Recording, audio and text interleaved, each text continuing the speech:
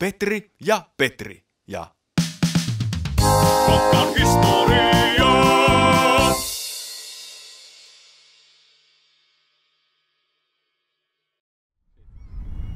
Petri, Kotkasta tuli satamakaupunki metsäteollisuuden ansiosta, eikö totta?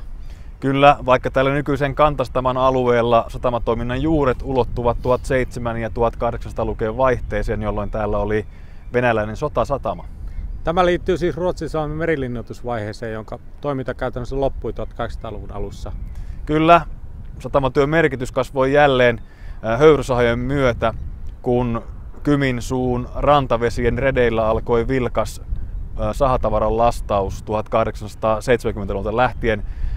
Suunnitelmat suurien satamalaiturien rakentamiseksi tulivat kuitenkin ajankohtaiseksi vasta vuonna 1890, kun rautatiet rakennettiin Kotkaan. Sataman rakentaminen taisi olla kaiken kaikkiaan riitaisa prosessi. Kyllä, hyvinkin riitaisa. Ensinnäkin kymiläiset talonpojat ja sahayhtiöt sekä vasta perustettu Kotkan kaupunki tappelivat keskenään rantavesien käyttöoikeuksista. Kantakymiläisiä suututti perinteisen elinkeinon kalastuksen muuttuminen miltei mahdottomaksi tukinuiton ja sahatavaran lastaamisen seassa. Toinen riidan aiheuttaja oli satamalaiturien sijainti, eli rakennetaanko laiturit tänne nykyisen Kantastaman alueelle vai Keisarin satamaan? Keisarin satama, missä sellainen sijaitsi?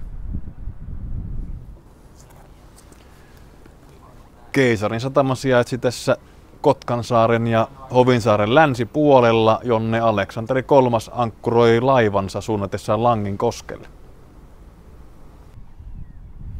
Keisarin sataman puolestapuhujien mukaan Keisarin sataman vedet olivat tarpeeksi syviä ilman ruoppausta suurille aluksille.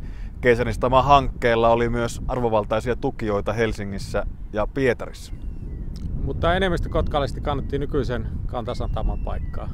Kyllä, sahayhtiöt lastasivat laivoja Hovinsaaren itäpuolella ja satamatoiminnan hajottaminen kahteen eri paikkaan oli useiden kotkalaisten mielestä turhaa.